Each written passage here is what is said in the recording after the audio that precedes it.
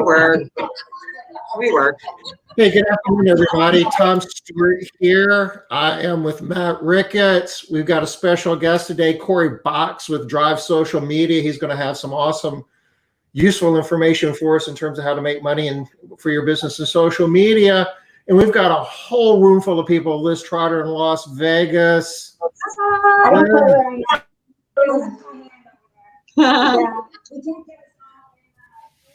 Because otherwise we'll be able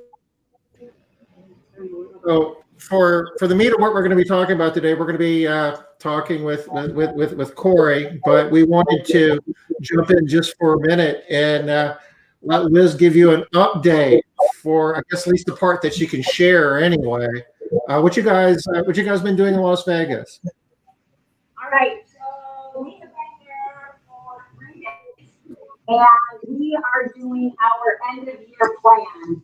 And so I thought what we can do is getting some folks we've been working on. We started on day 1. We moved on to 4 disciplines of execution on day 2, and then 6 is next on day 3.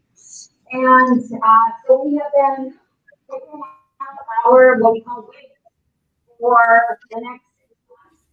Everybody's created a pledge report.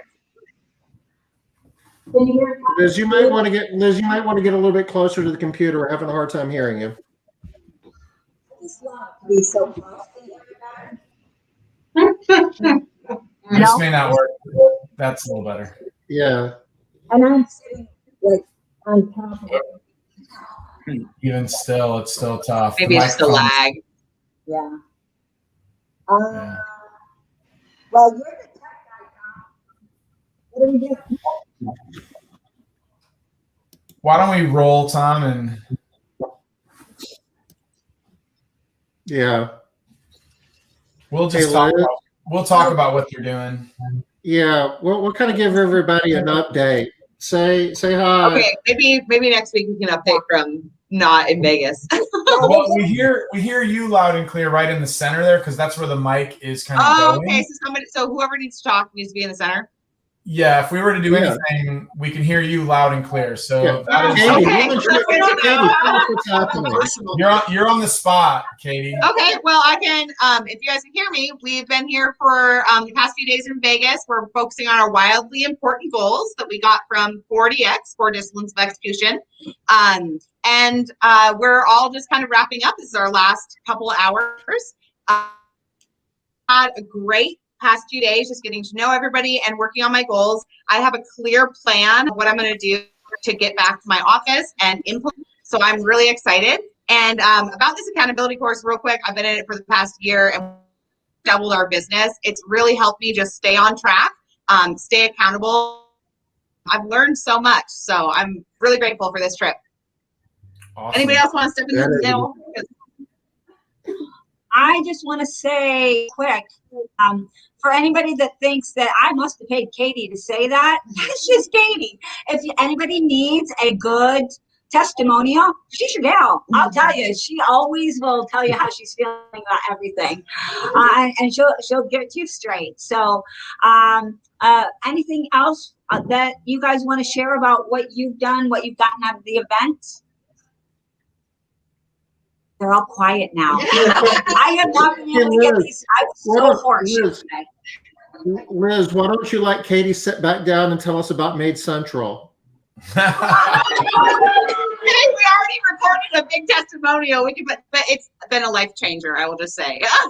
She did record a video we recorded a video for you, a testimonial of the people that are using it. Yeah, but Made Central has also been a complete game changer in my business, a life changer in my life. So yeah, it's pretty cool to hear just to know where things are going in the company. Oh, Travis is coming to talk. I'd like to say that this event really helps you focus, get you back on the track wherever you want to be. And I really appreciate everybody here and everybody's contributed and gets you right back to where you should be. Tell them who you are, Travis. I don't think a lot of people I'm know. Travis with More Hands Made Service out of Houston. Awesome. We love You guys Travis, have- but he doesn't Travis, nice to meet you. Thank you. I just did. All right, guys. Okay. Well, I got a flight to catch. All right. Bye, Thank you. Travis. Bye, Travis. Bye, Travis. So you guys, I didn't want this to be a testimonial. That's kind of what it's turning into. I didn't want that. What I was hoping is that you guys could share what you've gotten out of this and what other people should be doing going into this last half of the year. Okay, so we worked on our wildly important goals. I actually, so I've never had goals broken down so granular to where, we're going to involve our whole team. So we're going to go home, we're going to involve our whole team and get buy-in from our whole teams to help us complete these goals. And that's really what I learned from this event is that you need buy-in from your whole team. And 4 Disciplines of Execution is the book you'll need to read to learn about that. But that's what I got out of this. And I think that everybody should be working on their goals for the last half of the year. We're already in June. At the end of this month, we have the last half of the year. So start working on your goals, plan where you want to be, where you are now, where you want to go to by what date, and share that with your team. Ask them how we're going to get there, and you're going to get the buy-in from your team. Yeah. So that's what I learned. Technically, the 27th week of the year is tomorrow. So next week marks the end of this week marks the midpoint of the year, basically. Wow. Not even the quarter, but the midpoint actually is Sunday, basically. So you guys are on the right track. I love the wildly important goal idea of focusing on key things and just driving on those ideas. So like for me, I look at some key numbers in my business, like payroll to revenue. I look at things like sales numbers when I'm looking at quotes, how many quotes we got, how many of those we turned into opportunities, and how many we turned into sales. And so I love it. You guys just drive those numbers the rest of the year. I think you guys are going to kill it. That's the most important thing. Yay. Thank you, Matt. Thanks. thank you, guys. Bye. Thank you, Bye. guys. Wow. Cool.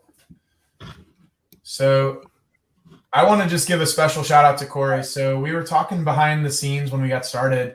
Corey and I met, it sounds like it was like one of his first weeks at Drive Social Media. So Drive Social Media is the agency that puts out all those wonderful Facebook ads that if you've ever visited my website, you have seen, because I purposely allow them to be seen all over the country because I want other maid services to see what we're doing. And it costs me pennies to do that. So I could narrow it down to St. Louis, and people have been like, oh, your targeting's bad. No, that's intentional because I've always had, the goal of sharing my strategies and visions with other companies. And it costs me very little to do that. So if you've ever been to our website, seen our cool videos, our cool ads, they've been behind that. So we've been working together for 7 years. And in that time, Corey shared with me that they were at $700,000 or $800,000 a year at the time that he walked in my door. Where are you guys at now, Corey? This year, we will probably finish somewhere around $40 million in revenue. Wow. Whoa. Yeah. We're all jaw dropping to think about that. And so those folks just came out from a meeting where they were focusing on kind of a key metric of business to kind of focus on. What does Drive focus on? What's like your kind of North Star principle or wildly important goal? I mean, is it just growth? Is it like, what are you guys looking for? We're definitely focused on growing. Inside of that, though, I think our driving principle, and you'll see this all over our office. I know you visited enough times. We go by a pretty catchy tagline, which is ROI or die. We look at it as if our clients aren't making money, they definitely won't be able to pay for us. So we need to first and foremost serve them. And as we continue kind of beating that drum, you got a one hand washing the other scenario. And we have been able to continue to scale that across the country. And we're big on the servicing side too. So, I think that helps, like where we go build in people's backyards, like Nashville and Miami. And we work directly with the business owners on helping them grow their revenue and overall use effective marketing. Yeah, that's an amazing growth story. I mean, that's 7 years. Basically, you're doubling every year and a half is what you would have to do to make that happen.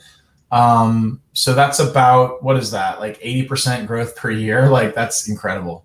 Yeah, we've made the Inc. 5000 list if you're familiar with it, and obviously the St. Louis Business Journal here multiple times due to our rate of growth. And yeah, there's probably, I guess it was 5 years straight we doubled revenue every single year. And so that's where now obviously we're getting to bigger, land grabs in revenue, and we have more teams. We're growing, but it's not by percentage wise as insane as it once was. So one thing that everyone always tells me that like drives me crazy, because I'm like, well, Facebook marketing doesn't work for me. And I smile and I say, it's my number one source of revenue generation. And if somebody comes to my website, it's my number one source to continue to market to them, even beyond following up with them with phone calls and emails and everything else that we already do. But we can catch them on a platform that they're using in really random ways, 24 hours a day, on the seat on the toilet, right? Like oh yeah. Phones don't leave people's hands. People are taking showers with their phones now. It is not uncommon for the phone to go in the shower now. I've read more and more studies that are saying that like some weird percentage of adults shower with their phone now. And they're reading the news in the shower. It's an absurd number. Like, it's not leaving their hands. So when people tell me it doesn't work, I have to say it's getting harder because Apple made it a little harder with the phone algorithms and things like that. But it's where people are at, right? It's where they're at. And that's always been the crux of all marketing, right? Like finding out where your exact customer is spending their time and attention, whether it be the Super Bowl or the billboard that's in the neighborhood that you service, and then putting a value in front of them that makes them, stop and pay attention to you. And so, yeah, social media and smartphones. All you got to do is look at, any happening restaurant on a Friday night in America, and you can see people, just as many people in conversation or as many people buried, stuck and looking at their phone. Or if you go to the gym and, and that person's sitting on your piece of equipment, yeah. They're Yeah. It's the worst. And it's like, actually, I'm really bad about it in one way, because I swim a lot, and I'll bring my phone to the edge of the pool, and I'll be checking my messages in between. Like, we use walkie-talkie with Tom. So sometimes, Tom, when you're walkie-talking me, I'm swimming laps and I'm getting back to you between sets. And so I'm kind of bad about that too. My phone comes with me to the pool. So, it's right on the edge of the pool, right next to me while I'm getting my swim set in. So, yeah, man, like, the phone is where you need to reach people. So there's other ways where they're at, but I mean, I don't know the number. Do you know the number of minutes people spend on their day, hours they spend on their phones per day? Is there like a quantifiable? Yeah, something actually I was going to hit on today. It's over 90 plus minutes on social media alone, but 3 to 5 hours a day just looking at their smartphones. And then what's even crazier is the amount of phones in the world. There's more phones than people in terms of smartphones, and screen time's like up to like 13 hours a day now. Is that in the U.S., North America, globally? What? So the phone count, there's 8.4 billion global mobile connections. And then that 3 to 5 hours a day takes into account the entire world. And North America is the heaviest concentration of Facebook and Instagram users. And they're the ones that are 90 minutes plus a day checking that platform or varieties of it. Yeah. Gee, so you got me thinking now. Am I one of them? I might be. You're not even aware you're doing it. Everyone's use case is different. That's a great point, Tom. Some people are on Marketplace or Messenger, like Matt said. Some people use Instagram or Facebook. But in some way or another, they're touching that platform. And those kind of micro moments they get throughout the day to kill the boredom. Yeah. Yeah, I would say if you were to put like a tracker on it and actually quantify it, you would actually not like the number. It would probably be something you don't want to know necessarily. Like I have done things where I've taken Facebook off my phone and, just try to use it when I'm on desktop and things like that. And then I just find that I'm going back to my computer more. So I'm like, shit, just put it back on the phone, because I'm going to look anyway. Sorry for the S word. We'll have to beep that one out later. But it's going to be one of those things that, if I had to quantify it on myself personally, I don't think I'd want to know the number. I mean, it's not good. Yeah, it's Apple gives you that update, and I just tend to ignore it every time I get it weekly. Yeah. Yeah, I have that turned off. You can actually turn that on in iOS. So So how can small businesses maybe take advantage of, so most of our users are, they're in the SMB range. Like most of them are, so somewhere from just getting started to maybe, our largest companies on here might be doing, $5 million a year. So most of us would be in the SMB range of like small to medium sized businesses. What can someone do to kind of get started and leverage this, this media? Yeah, so I do have kind of like some visuals I can walk you guys through that would illustrate this. Let me go ahead. I'll share my screen here to kind of give an idea.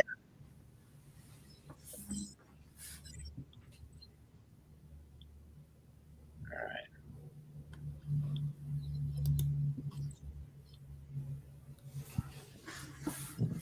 We see it?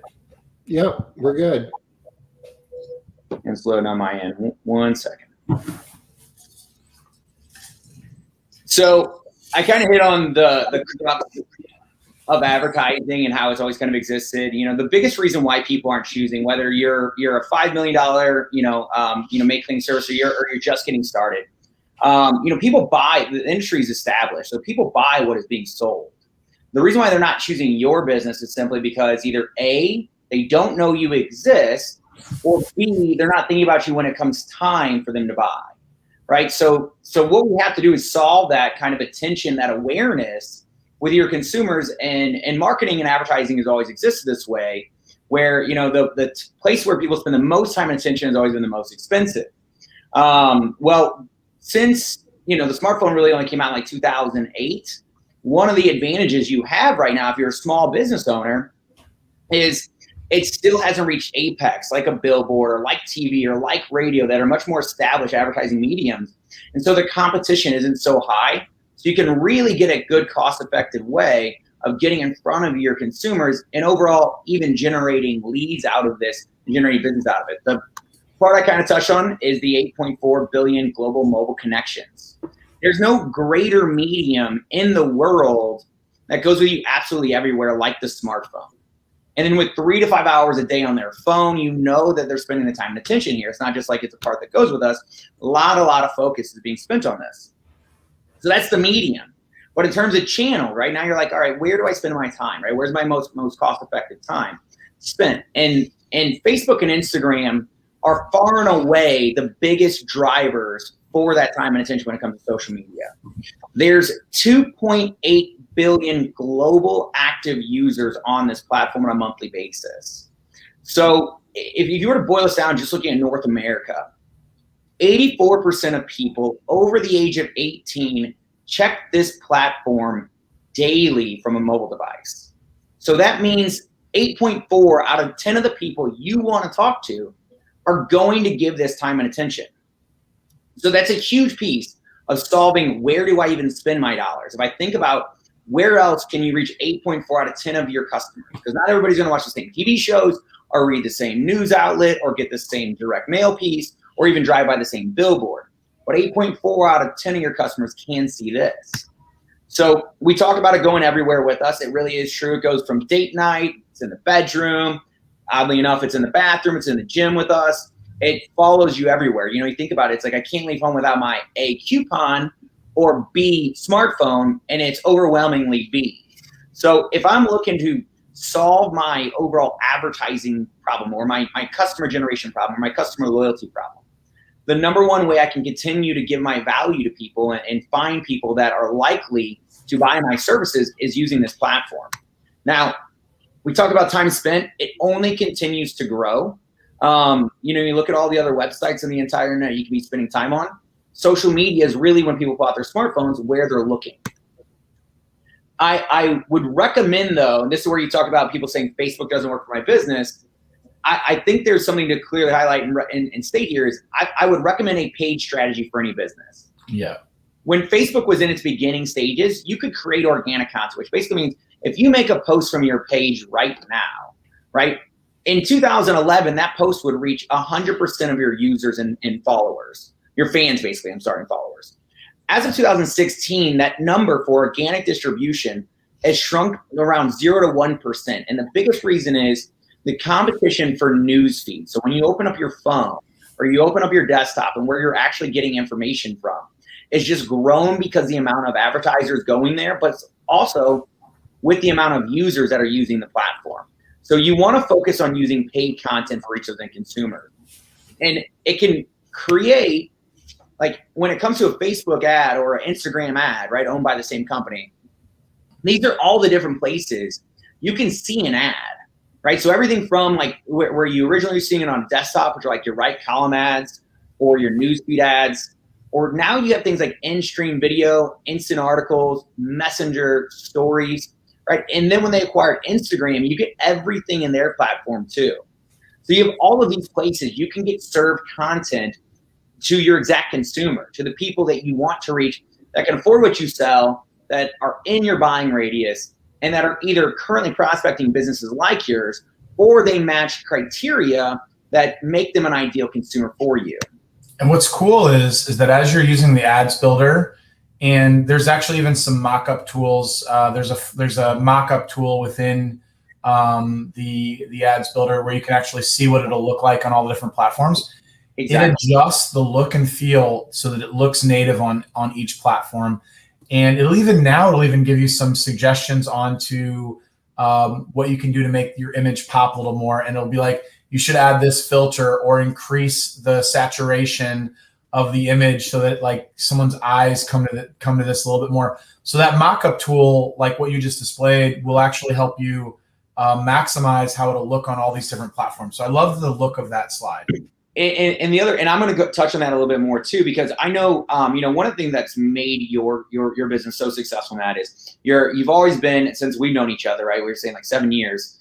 You're very focused on the data, right? You look at the traffic and the data, and it helps you refine your marketing, continue to grow your business, and be successful by understanding what resonates with the people you want to do business with too. And so that helps you look at like what type of creative. Is it video? Is it this value? Is it what type of creative should be in the image? Is it cleaning a home, or is it my team? All of those things allow you to really refine your message. If you have a small budget, or you're saying, hey, I want to run a really low cost of acquisition marketing approach, this is one of the first ways I would start doing it. And once you validate, you get proof of concept, this works and works with your audience. Now maybe, right, it depends if you want to go from that $500,000 to $5 million. Now maybe you start folding a little bit more in your advertising budget, and and definitively what should be in your TV commercial or what should be on your billboards, because you had it validated on a smaller, more cost-effective scale with using social and digital. So, and not just customers, you guys have helped me with Spanish language marketing to, certain targets, to when we were really big on going after, employees through Facebook. And now that we're actually, so my next sprint is in a week, and guess what I'm going to be talking about is we need to refocus on that Spanish language market. And where else can I target it? There's no place that's cheap that I can get a hold of those individuals. There's Facebook groups that we post in and things like that as well locally, but I want to continue to engage them. And then when they see us posting in those Facebook groups, they'll be like, oh, I've seen their ads before. That company's big. That's where I want to go work. And that's you hitting on a better point. Increasing familiarity with your end consumer is going to make it more likely when even they're prospecting what made company they're going to choose. Yeah. Continue to remarket these people and influence these people on their buying journey, right? Their confidence is going to be so much higher. I always tell people, if you have a runny nose, rarely do people say, hand me a tissue. Commonly people say, hand me a Kleenex. Same thing, you tell people to Google it, right? You might use Yahoo and Bing. You're a small part of the market, but you would tell people to Google it. And same thing when you look at maid cleaning companies, a lot of times when consumers are first getting into the market, they don't know who to choose. This is a great way for you to put yourself ahead of your competition and make sure you're continuing the conversation with them to make it easier for you to convert them to the client. So this is kind of the ways I look at, putting people in buckets, right? And creating a funnel out of your approach to your Facebook. And you probably have, if you're an established business, more of this material, but I'll talk about how you can start if you don't have any of it. So when I say more of this material, what I mean is people that are going to help influence or are currently prospecting you, think warm leads, and they're coming from a variety of places, right? These are people who are currently engaging with either your ads that you've been trying in the past, right? Or they've been visiting your timeline because potentially one of their friends told them about how great of an experience they had with you. These are people visiting your website, right? They're interested in possibly submitting a quote or looking at what people are saying about you, looking at the service you provide. These might be email addresses or phone numbers, or maybe it's community activation. Maybe you're out in the community at a 5K, or you're door knocking on businesses, and you're collecting this data from these people, right? We can use this in really powerful ways. And then we'll use that to even create kind of like a scenario of how do I think people 99% like the folks that are choosing from me already? So when you look at Facebook fan targeting, it's one of the things Facebook has taken away. And I think it's important to understand if you're starting out and you're starting to build your page, fans are actually one of the elements that have very little to do with purchasing from you.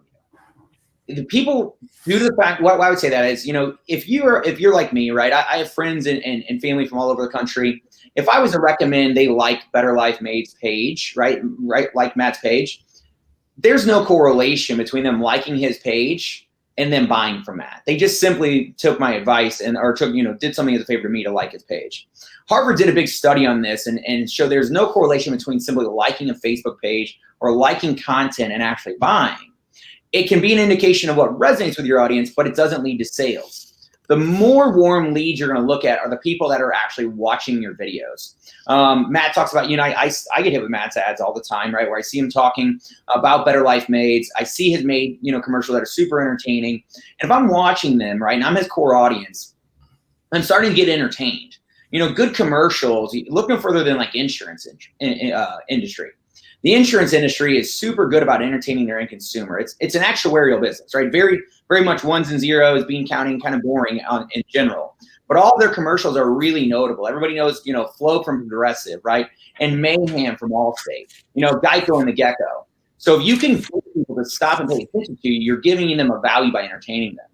In addition, once they start looking at filling out lead forms or visiting your timelines, or even flipping through your carousel ads, your multiple images of what you're offering, right? They visit your Instagram profile. If they like your page, you can interact and engage and retarget these people up to 365 days. So these people have just crossed a big threshold. They went from not knowing about your business at all to now being aware of you. And that's where they're moving down the funnel to starting getting closer to researching and considering buying from you. So these are people you want to continue nurturing and staying in front of. Now, after you get past that point, right? Once you engage with me on Facebook, I don't care if it's because of your word of mouth marketing, it's your direct mailers, it's your drive-by traffic, all roads lead to Rome. If people are considering buying from you, in order to get your phone number, in order to look at your services, in order to fill out your lead form, they have to go through your website. And so you can actually remarket to people that are hitting your website, whether they convert as a lead, they pick up the phone and call you, but any one of those people who might not possibly have converted, or people who just visit your website and understanding, even on a high performance website designed to convert a lot of traffic, over 90+% of that traffic is going to simply bounce from the website when it lands there. So these are people who are already considering you, but for some reason or another, maybe your website's not mobile friendly, maybe it doesn't have all the information about what you provide. You can continue having the conversation. So this is even further down the funnel. They're really starting getting closer to asking buying questions. How much does this cost? What can you do for me? And so really, really valuable to stay in front of these folks. And especially when you understand 57% of consumers visit 5+ different brand sites before purchasing. So over almost half the amount of people that are looking at 5 of your competitors before they even buy from you. So this is super important to factor in. It's one of the reasons why Matt says his audience is so broad. He continues these conversations across the country, and he wants people to see, if you've ever visited his site or engaged with his content, that's how this works. That's why you continue to see it. And you're very familiar with him, becomes a trusted figure. The other thing is all the people, phone numbers that you might have collected, whether you're door knocking, you're going business to business, right? Even if you do a manual scrape where you go and identify all the business in your area that you'd like to be in communications with, right? You take those phone numbers. You can upload those into Facebook and you can actually identify those people on the platform. You can start marketing to them. That's interesting. So for a B2B business, you could actually identify those business. Would that work for a business phone number, or would that you need a personal number? Think the way you would do guerrilla marketing, right? You walk into that business, ask, hey, who would I want to talk to about this? Odds are they're going to give you a name and number, maybe a business card. That's where you would be able to get in touch with that business, right? At the end of the day, the business is an inanimate object. You wouldn't want to reach the business anyways. You want to reach the influencer or the decision maker in that business with your ads. So not a lot of us are B2B, but there are a lot of us that go to commercial. So think about that, guys. Like you could actually use your LinkedIn network, your other networks, and then take that to the place that they actually spend most of their time. While I am on LinkedIn for a moment a day, maybe to check like messages that some other marketers sent me to try and engage me, I'll read their message. And actually, somebody sent me one that was really good the other day that I actually plan to respond to. Actually, I'm actually gonna copy that format because it was actually like really good. And so I at least owe them a, hey, your email format was very engaging. Your inbox was engaging. But you can actually, once you've made a connection on LinkedIn, you could actually take that data and actually, create a list of businesses you want to target, like the top facilities you want to do. Especially like someone like Tom, he does a lot what we call residential. He can look at all the mid-rise apartments. He could look at all the retirement facilities in Charleston and get like the decision makers and upload them into Facebook and then be like, hey, next time you're looking for a bid, let me take you out for lunch and we'll talk about it. Like it could be just like almost like super targeted, like that. That could be really effective. So the number you're looking for is like their mobile number, right? Yes. Yeah. And the other part of this is so there's probably a place that's even easier to glean these from, right? What about all the people that call in to get quotes over the phone that you don't hear back from? Right? If you have a good voice over IP phone system set up, there's inexpensive ones like Vonage and Ring Central, where you can actually retarget the phone calls that are coming. You actually do that at Drive. I don't have that service because I use a company called 4Voice, but Tom uses Ring Central, and like you guys integrate directly with like lots of these companies like Vonage, Ring Central, and you guys pull the data in. Now I give you my logins, and you guys run reports and do it for me. But we're doing that, and I find that to be incredibly effective. When I look at the reporting and I say, wow, like this audience does really well that's previously called us but didn't buy, that is an audience we want to be marketing to. So that's something to think about. Oh, you got to think, I'm 34 years old, so I'm not a spring chicken by any means, but even my generation hates jumping on a phone call. A text and email is a very preferable way to communicate, right? So if somebody's so hot and bothered that they can't find the information on the website, right? Or they don't even care to wait till you call them, and they call you, that's a hot lead. That's somebody you definitely want to stay in front of. So and you can use that technology for remarketing people or run that report at the end of the month, take those phone numbers and upload them as at least something to cover that base there, right? If you think about it this way, and just kind of looking at the next part of this, email addresses you can do the same thing with. If you think about it, data is trading higher than oil.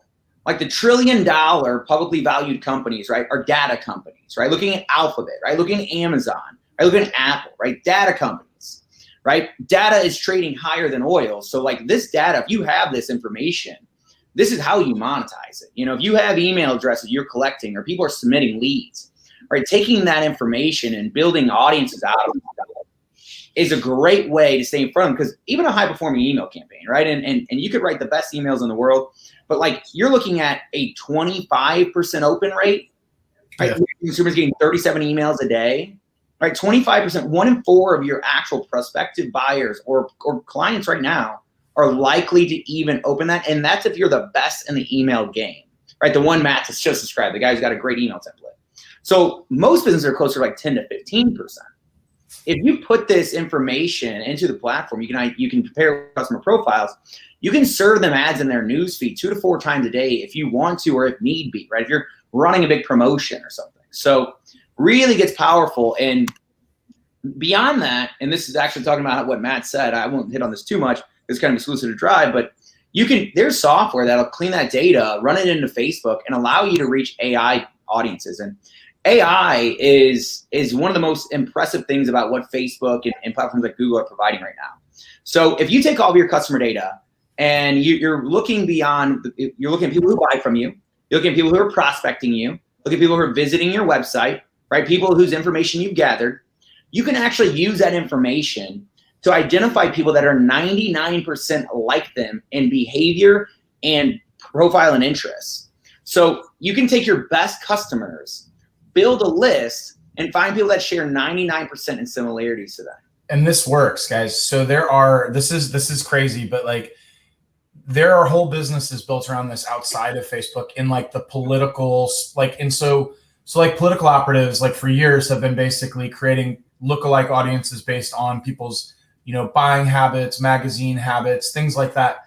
But the amount of data that Facebook has on you, and then you can create audiences that are even more targeted than those. And think about all the money that goes into politics, the billions of dollars that happens every year. And they're not even getting as detailed and granular as Facebook is. All you really need to do is figure out like what the demographics of what your customers look like and find more of them. And Facebook will help you with that and create lookalike audiences that are incredibly effective. I use it in some marketing we do for Made Central, and it drives a lot of traffic to our website and very inexpensively generating demos for the software for people that I've never met before. We've never had any relationship up till now. So, and again, of course, in my business for Better Life Maids, absolutely. I would say this is probably one of our best performing audiences. If I were to break out my metrics, I'm always surprised at how well Facebook does at matching audiences.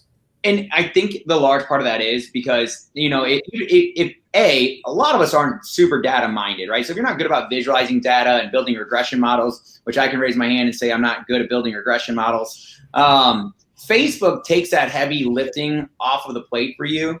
And it uses hundreds of thousands of data points analyzed in real time. And it also has this neural network, right? If you ever want to use their technology and register your page on Facebook with them, right? You're helping them understand who is prospecting you. And you can't go directly after your competitor's business, but they can identify people that are in market and near market for your solution based on other sites they're visiting. And so the interesting thing about it, like kind of Matt said, is like there's tons of political operatives that have been trying to do this for years. Really, it can be made about governments doing this. The difference is we give Facebook our consent to do it when we use the platform. And you can also, when you upload that information, I think this might be Matt's favorite part these days, is and he keeps talking about the success of getting out his campaigns and the leads, you can actually upload your data from your CRM and see how many people were driven in by your ads. Right. And that gets really powerful because now you can measure the effectiveness of your marketing and you have a better idea of where your dollars are better spent.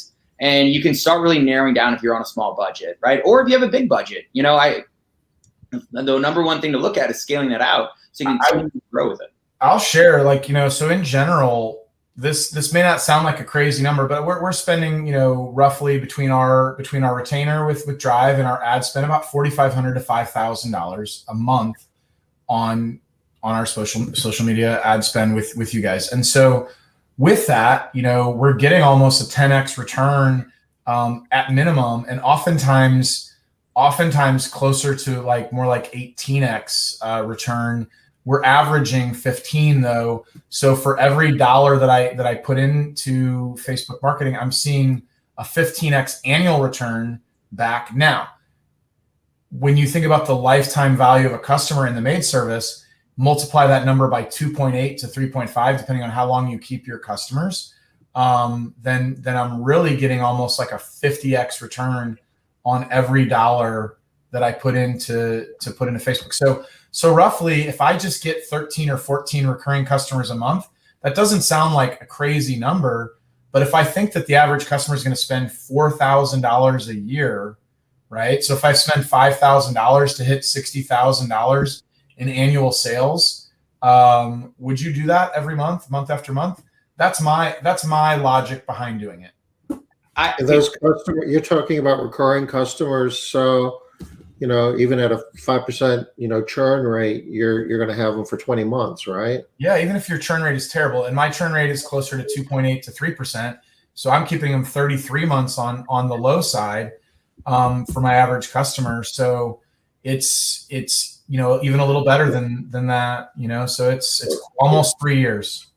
is there like, so you're spending $5,000 a month and you're getting a heck of a return off of it, which kind of begs the question of what would happen if you spent more? I mean, is there a point of diminishing return where the point is right now is I don't, like, up till this week I didn't have enough staff. I've been staying the course, even though I haven't had the staff to even like deal with all the leads that are coming in, because I don't want to give up market share. And I'm such a believer in, I don't want people to forget about me. And guess what's happened in the last week? Well, in the last 2 weeks, we've hired 11 people. I've got 7 of them on property already. And 1 didn't show up today, but I've got 3 more left, 2 next week and 1 the following week, all in pipeline. And it's only growing. So we've all been waiting for this dam to break on the employee side. And here I am today, all of a sudden, and I have, I mean, basically I've got almost every employee that I have training somebody else because, it finally kind of cracked. The dam broke, and now we're raising our revenue targets by $1,500 a day all of a sudden. Like we're getting back to 90% of COVID levels, and then my goal is by August to be at pre-COVID levels, 2019 sales levels by August. And the dam has been the holdup up till now has been labor.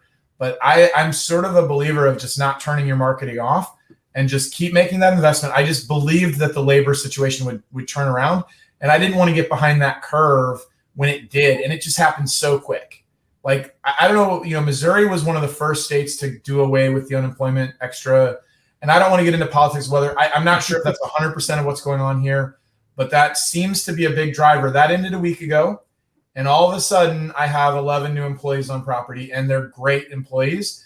Some of them may have been on the sidelines, or now the job market has all of a sudden gotten more competitive. And so, people, that waited are going to have to pick what's left because all the other jobs have been taken. There's, a lot of jobs have been taken. I don't know all the reasons behind it, but it broke, and now we're going to explode in growth, and we're prepared. So back to the Facebook, marketing and the targeting and being able to take a bunch of emails and phone numbers and upload them into Facebook.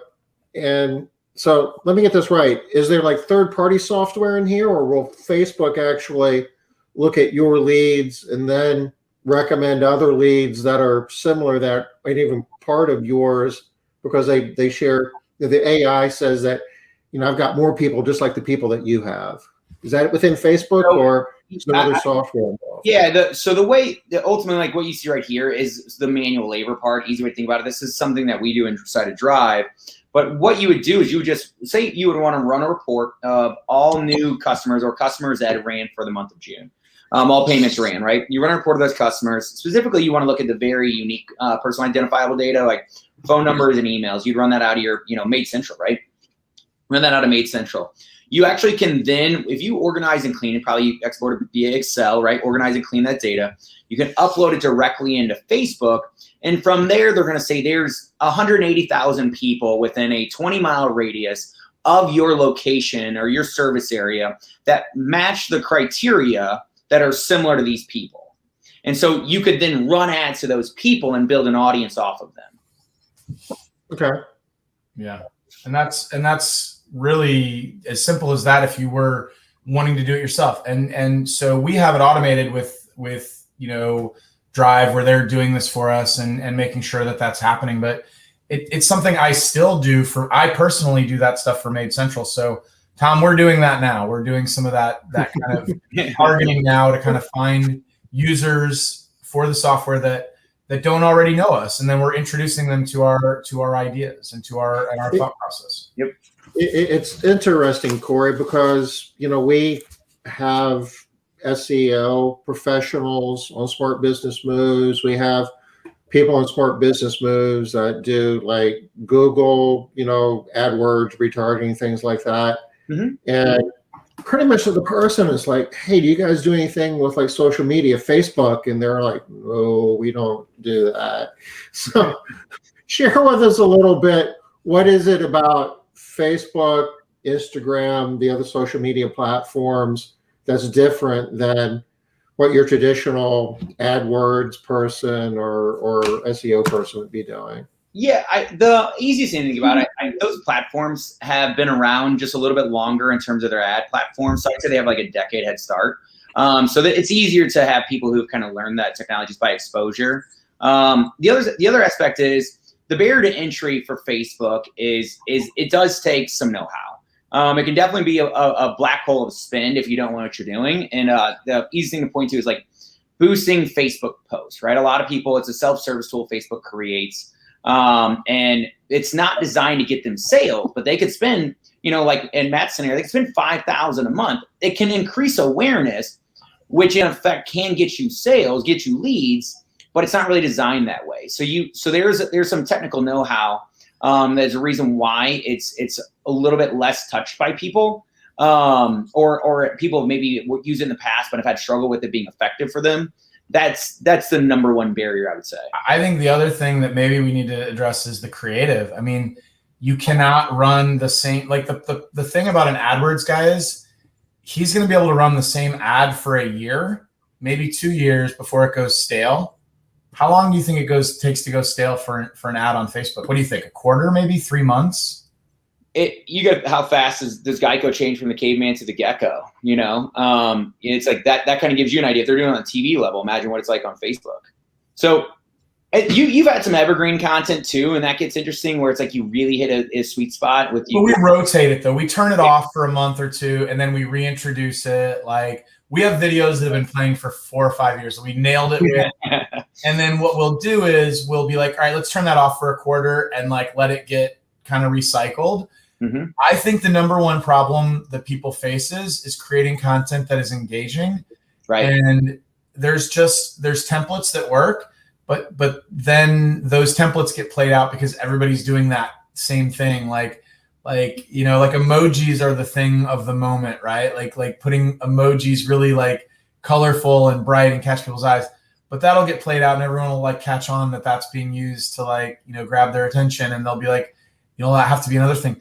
Like video for a moment there was like just incredibly engaging on Facebook, and they had the autoplay as you scrolled and it would catch your eye. And like for a while there, they had it so the sound autoplayed as you scrolled through. And so as you scrolled through your news feed, like, some video would be blasting. Now they have that dinned, and you have to, some things still autoplay, but very few do. So it changes so much. That's the biggest thing.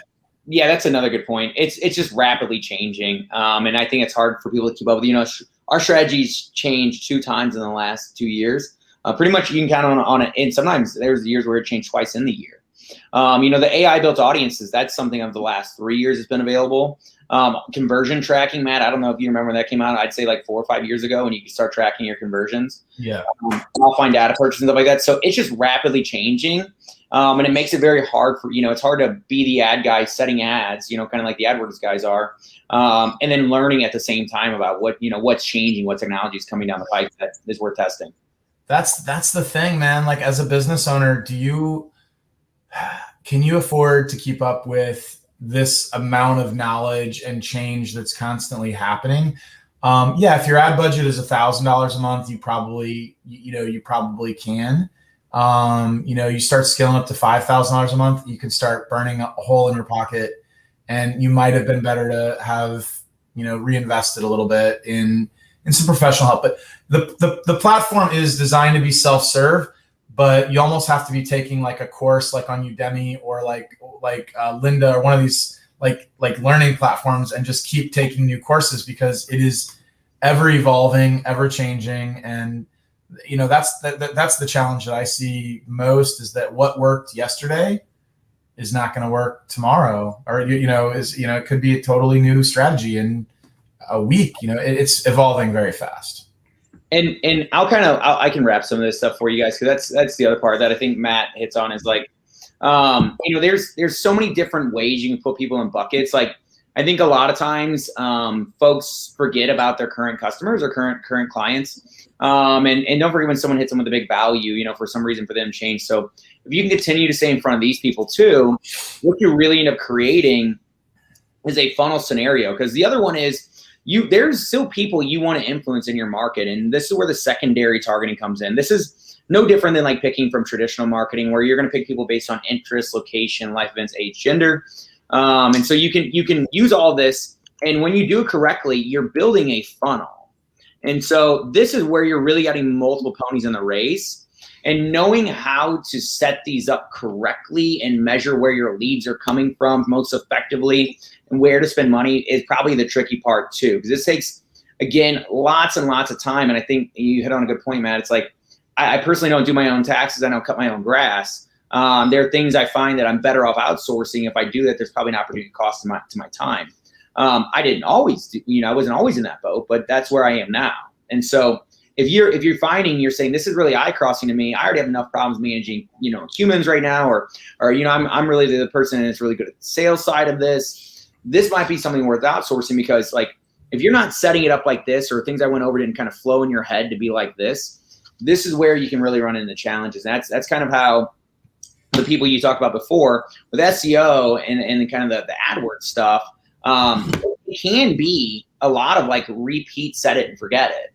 And so it just would be the opposite of that in this scenario. But to kind of help you guys picture this and why we use this funnel idea is like, your human-based audiences are going to be your most flawed, because humans are inherently flawed. They're going to be based off of what you feel, and they also don't know about you either. So the next best audience are people who don't know about you, but they match all of your current customers' profiles or your prospective customer profiles. So the people considering doing business with you. From there, engage users, right? They get hit with an ad in their feed, and now they're aware of you, but they still haven't started researching you, which is where it starts becoming part of the closing process. And so once they start researching you with true buying intent, right, they're looking for your phone number, they're submitting as leads, they're looking at your services. These people are asking buying questions quietly.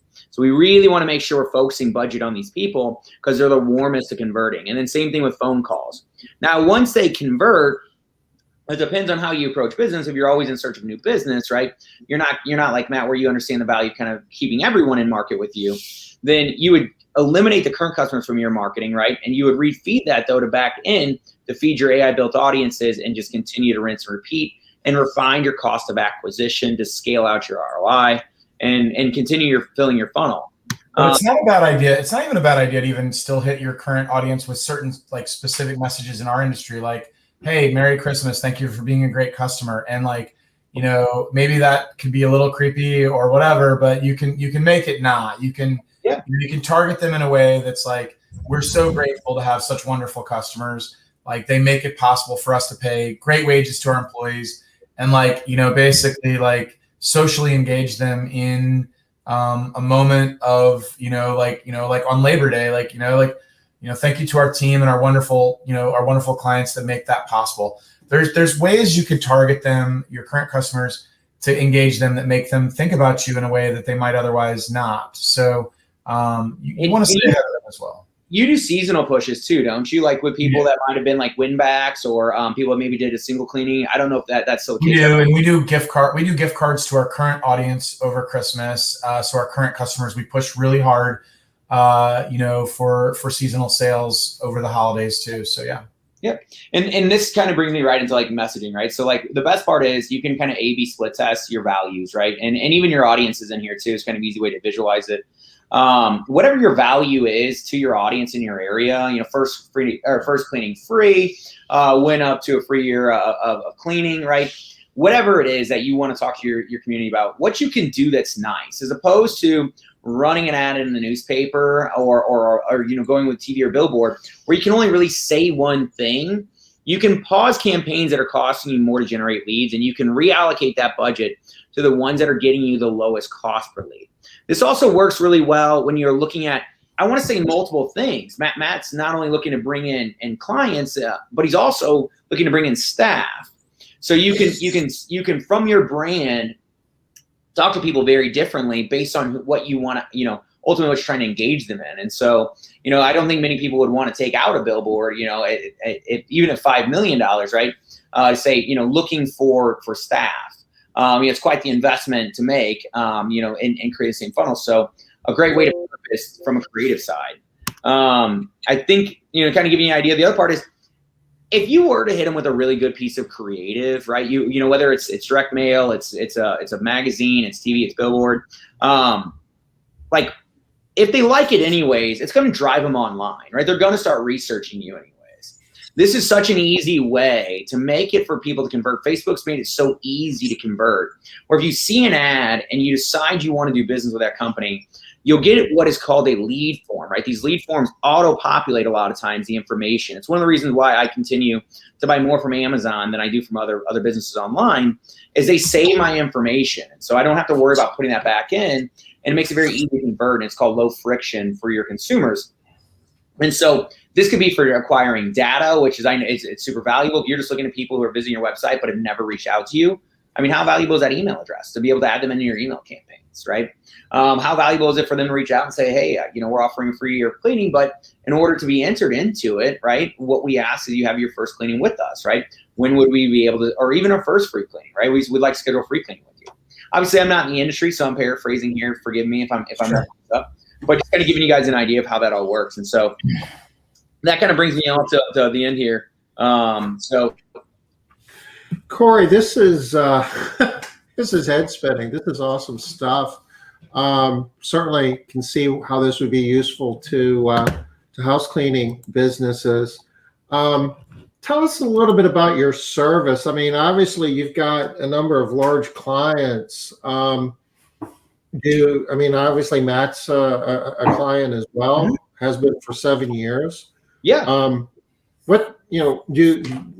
Do you work with small business as well? What would the profile be for anybody out in our audience that would be thinking about, well, gee, I wonder if they would even take me as a client? We absolutely would. So our whole business model is around the Fortune 5 million, right? All the businesses that are small businesses in America, anywhere from $500,000 to 25 million, really is our sweet spot, right? We work with brands as big as, we do projects with the St. Louis Blues and the Nashville Predators, and even we did the NHL All-Star Game. We do projects as big as that, but really we're like the people that are in attendance today are our core demographic. They're the businesses we work best with. We grow with them. We help them look at their marketing differently. That way they don't have to have an entire internal marketing team to do that. So that's, I would say anybody probably in attendance today would probably be a good person worth reaching out to us. And whether we can improve on it or just give you information like we kind of just did today. So you're located in St. Louis. I was looking at your website. You've got an office in Miami and Nashville, but do you have to be in one of those cities in order to be a client? You don't at all. So we actually, one of our big partners is Immerse Theory Fitness. They have about 1,000 domestic franchisees here. We work with about 700 of them, and they're all remote. Very few are, we do have the ones in our backyard, right, in those markets, but in general, they're all serviced remotely. And in addition, we work clients in New Zealand and Singapore and Spain and Canada. So we are well equipped to work with anybody that is not in our backyard. So I'm going to drop the link to your website in chat. So it'll be out there in several Facebook pages and a couple of YouTube channels. Is there anything more that our audience would need to know if they wanted to reach out and learn more about your service? No, our website makes it really easy to contact us. If you do that, we're big on nurturing our leads on our end too. So you can guarantee we'll follow up with you and set a time that works around your calendar to kind of walk through what it is that we do and how it help you. We're big on expectation setting on the front end. I'm sure Matt can tell you. We're not. It's marketing, not magic. So we want to make sure you understand what it is we're doing and how we help you and set those expectations. And so it's a lot of hand holding on the front end. So just, I always tell people, if you call me, you say, I need clients overnight. I probably am not the person to do that, but I can build you a scalable, repeatable ROI generating model. Okay. So I'm on your website now. Does that mean you're going to be showing up in my Facebook feed tomorrow? Yeah. We use our own strategy. How do you think we got in front of people like Matt? Yeah. I mean, I'm actually, I go to their website from time to time and I get hit with their ads. It's honestly, everyone that's on the show today, if you have another brand that you want to learn about and see how they're advertising, you should go to your competitors' websites and see if they're retargeting you. You should go to other brands that are even outside of our vertical, and then see how their ads show up and get some ideas. If you're not going to do this on your own, you should do your research and see what kind of ads that you're getting and what's effective and what catches your interest. And they're very good at this. So you're gonna see some ads for you. So I suggest you go to their website and get an idea how they're gonna reach you, because it's like you said, they're eating their own cooking, right? They're delivering on that same kind of premise of reaching you via the social channels that you're living on, basically, and taking you to the shower. So we are at the top of the hour. Is there anything else we have here to wrap up? No, just thank you guys for having me. This was fun. Corey, man, you guys are awesome. This was good stuff. Thank you, man. Of course. Okay, well, thanks a bunch. We're done for today. We're done for the week. We'll be back Monday, 5 o'clock Eastern. Smart business moves. You guys have an awesome rest of the week, and we'll see you Monday. Bye. All right, guys. Bye.